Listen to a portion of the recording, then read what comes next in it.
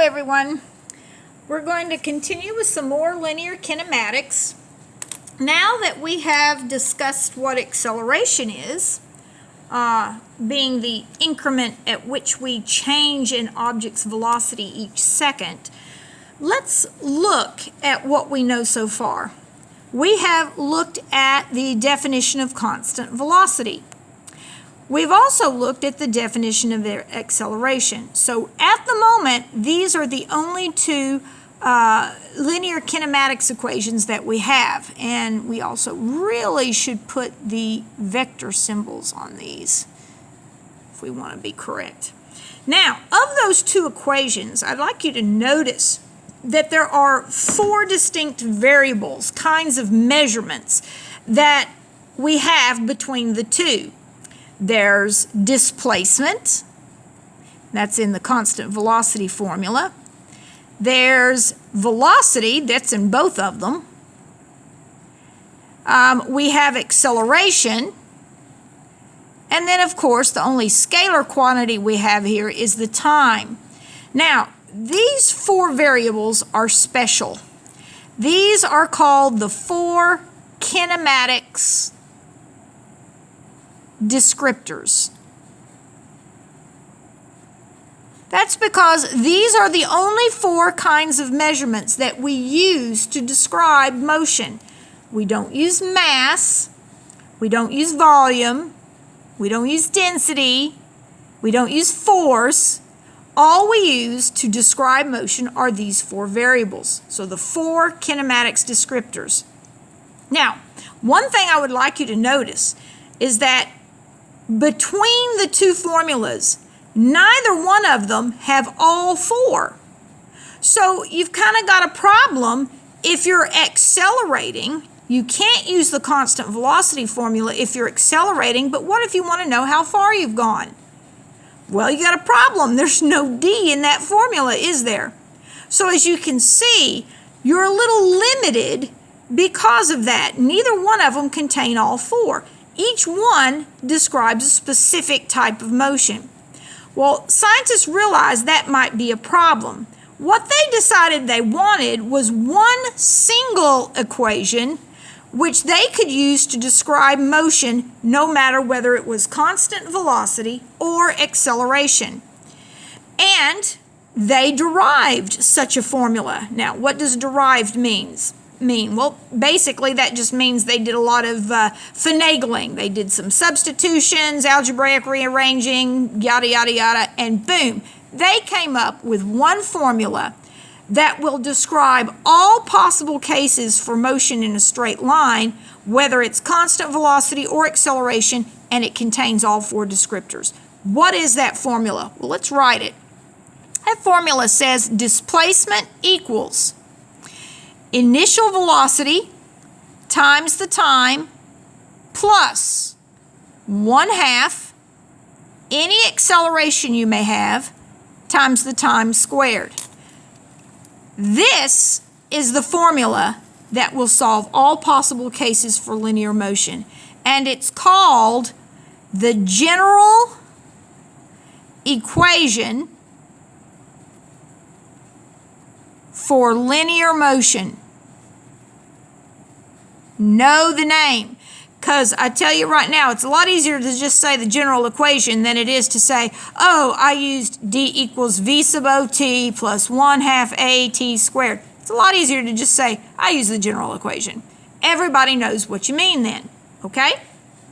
Now, if this will actually describe all possible cases for motion in a straight line, how many possible cases are there? Well, you'd think there'd be thousands, or at least hundreds, or at least dozens, but actually, no. There's only three things an object can be doing when traveling in a straight line, and this formula will solve all three. So let's take a look at them. First, you could have an object starting from rest, say a car at a street light, and when the light turns green, the car starts from rest and accelerates forward. So if it starts from rest, we understand that means you have an initial velocity of 0, okay? So how does that help us? Well, if we have d equals v sub ot plus 1/2 at squared, okay, and the initial velocity is 0, 0 times t is 0. This entire term drops out, and what you're left with is simply d equals 1/2 at squared. Okay? So this is what we use when an object starts from rest. We call it case 1. Okay? Now, let's take a look at case 2. Case 2 is an object that has an initial velocity, and that velocity remains constant. In other words, it has no acceleration at all. Well, if we write the general equation for this case, let's see how it gets modified. All right, if the acceleration is 0, 1/2 t squared times 0 is, well, you got it, 0. So you're left with simply, you like my arrows? Okay, you're left with d equals v sub o t. And where have we seen that before? Aha, we've seen it right up here. It's just solve for d. Multiply the t over, you get d equals v times t. So guys, case 2 is one we've already looked at. It's the case for constant velocity. Okay? Now, case 3. This is an object which has an initial velocity and then goes through some sort of an acceleration. And if we write the formula, means now we're going to use both of these terms. Neither one of them is 0. So to find how far you've gone, you'd have to use both. All right? So this kind of shows you, this is why there's only 3 cases. You've only got 2 terms here, this term and this term. So you've only got 3 possibilities. You either use that one by itself, or you use that one by itself, or you use the 2 together. 3 possible cases. You need to be familiar with these cases, okay? Now, we're going to be looking at how to use them in a moment, but I want you to notice that if we look at our equation, just like the other 2 up here, they all have one variable in common, and that is time.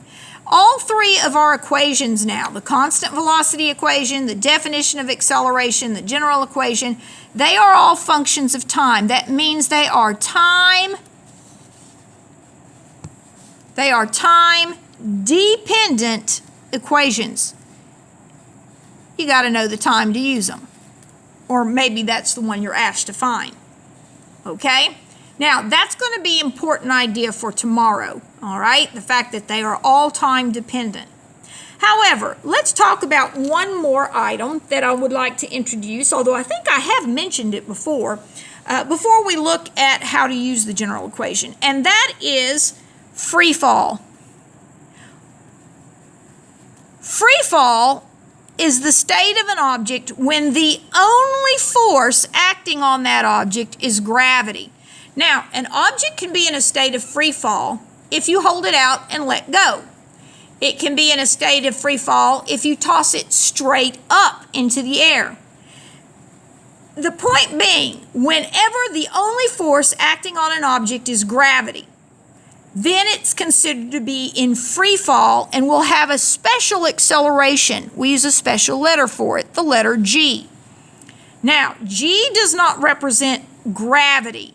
That's one reason I hesitate always to show students this, because students look at this and they think that's the force of gravity. No, it's not. Gravity, being a force, uses a capital F as its variable.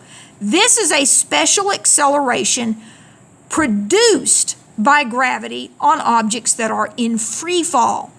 Its value on Earth is 9.8 meters per second squared. On other planets, like Jupiter or Mars, or even our own moon, since the gravity exerted by those planets is different, then an object on those planets would have a different acceleration in free fall. Okay? All right. In fact, our first example is going to use the idea of free fall. So let's take a look at it. We have a man who drops a rock down a dry well, and 5.3 seconds later, and I like to underline the numerical stuff right away, it says he hears it hit bottom. How deep is the well? Okay, well, what is the focus object here? The focus object is the rock that the man drops. And he's going to drop it down a well. So here's the well right here, and here's the rock. And he's going to drop it down. Okay? Now, what do we want? We want to know how deep is the well. So from right here to down here, we want to know this, don't we? How deep is the well? How far did it fall? Okay, so we know the focus object, and we know it's going to fall down a well, so it's in free fall. Nothing, once he lets go of it, his hand's no longer touching it, it's in free fall, it has an acceleration due to gravity. So let's take a look at what we know. The first thing we should do after we read the problem and identify the focus object is we look at any given numerical information and identify it. So that's what I'm going to do. So here's the given information, 5.3 seconds. Now what is that? Oh, that's the time. That's the time of the fall. Great. Now, do we have any other numerically given information? I don't see any other numbers, so no, we don't. But now, once we identify any given numerical information, now is when we look for another type of information. I call it inferred information. In other words, it's information that is not actually given in numerical form, but we can write it in numerical form. For example, we know that this rock is in free fall.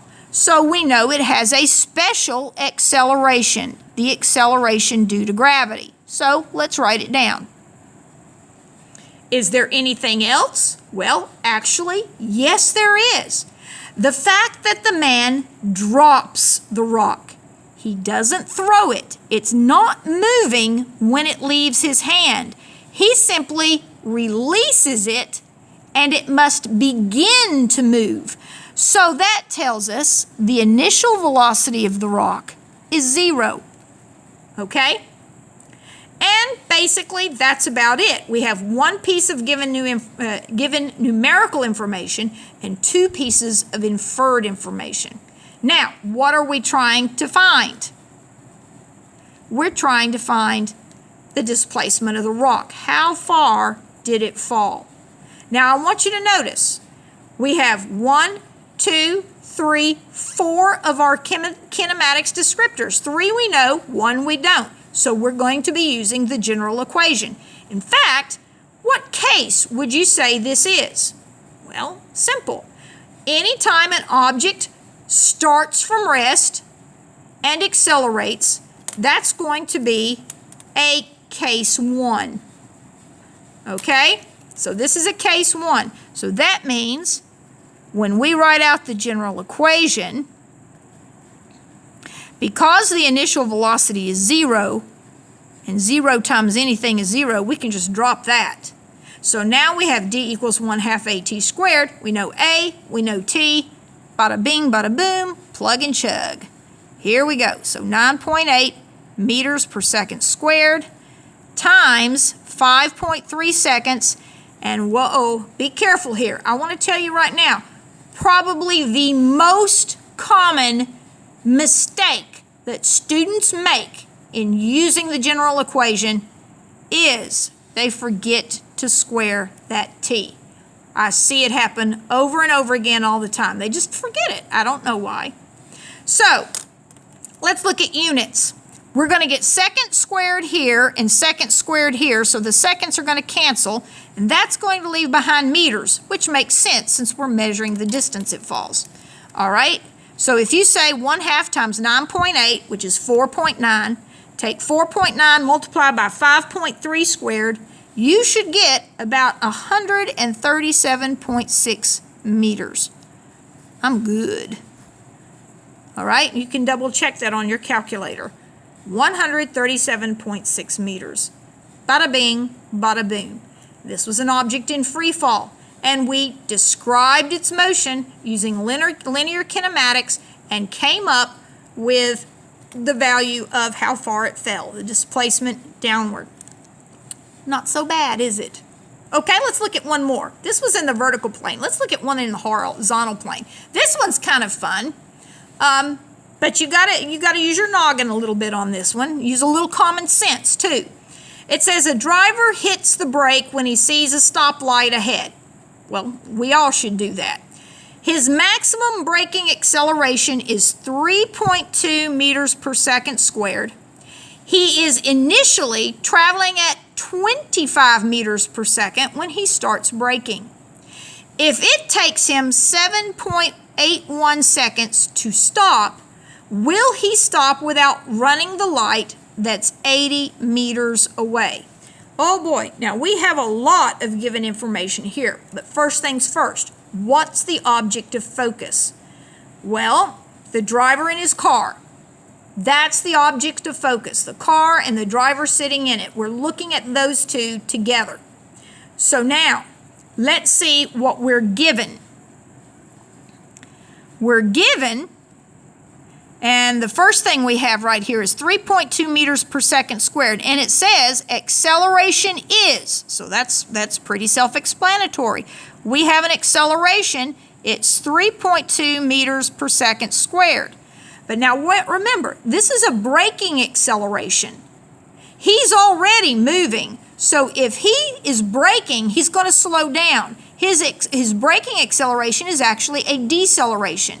If we take the forward motion to be positive and we want to slow down, then we need to make this negative, okay? So that we take away from our velocity with it. Now, what else do we know? 25 meters per second. Meters per second is the measure of a velocity. And notice it says initially traveling at 25 meters per second. So that's sort of an indicator right there. This is the initial forward velocity of the car and driver. Okay? Now, the next thing, 7.81 seconds. Oh, that's easy, isn't it? 7.81 seconds is the time. All right? That's how long it takes him to come to a stop. And it says, without running the light, which is 80 meters away. Okay. Here we need to be careful. Remember, the focus object is the car and driver. Are they saying the car and driver take 80 meters to stop?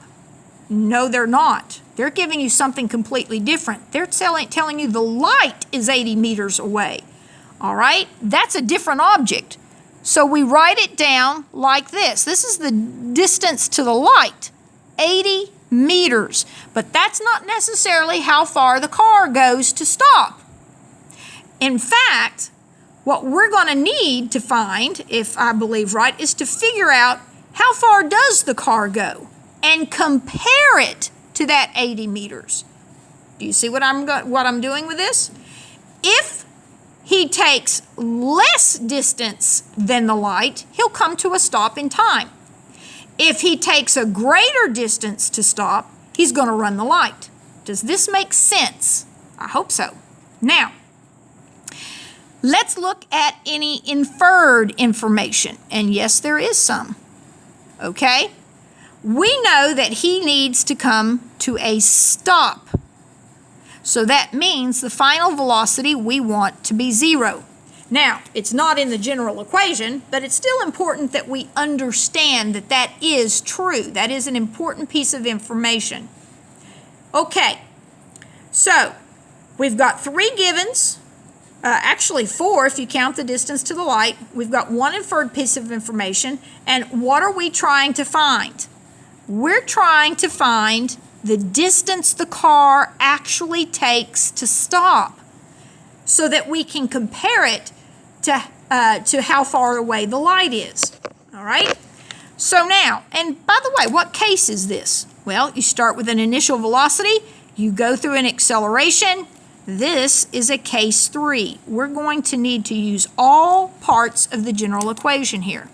So let's write it out.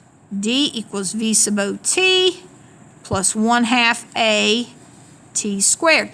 We have no zeros, so we're going to use the whole thing, okay? And this is the distance the car travels. So we're going to get 25 meters per second times 7.81 seconds plus 1/2 times negative, what was it, 3.2 meters per second squared times 7.81 seconds quantity squared. Don't forget that. That's the most common boo-boo. All right, so now if we take a look, this product has a value of 195.3. Check it on your calculator. Make sure I did that right. And if we bring our minus sign out, we're going to subtract. Remember, this is constant velocity. If the car did not brake, then in that time, it would travel 195.3 meters, which obviously is much further away than the light. But he is braking, so now we're going to take away from that the braking distance. So that would be 97.6 meters. And if we subtract, we get the distance that the car takes to stop is 97.7 meters. And guys, that is greater than the 80 meters to the light. So what's the answer to the question? Does he run the light? Will he stop without running the light? So the answer is no. He runs the light. Okay? Whoops, there you go. Now you can see it all. Sorry about that. He runs the light. Okay? Now, what did you think of those? They weren't so bad, were they? And we're going to be practicing some of this tomorrow, okay? Talk to you later, guys. Bye-bye.